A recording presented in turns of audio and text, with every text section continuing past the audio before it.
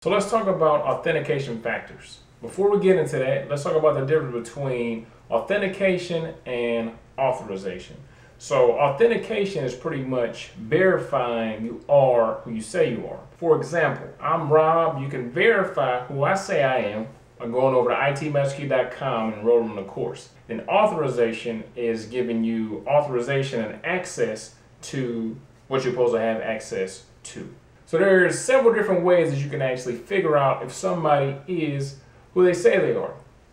The most popular ones is something a user knows, and that can be a password, PIN, passphrase, just something that you know, something that only you should know. So like I said, preferably a password, a PIN, maybe an answer to a question, your favorite pet in high school you went to, what's your favorite food. Next up is something the user has. This is something that the user physically has. So it could be a badge, a smart card, and that's what they would use to actually authenticate themselves and prove their identity. So next up is something the user is. This is when biometrics come into play. So you can use iris scans, you can use fingerprints, or even voice recognition. Last up is something the user does.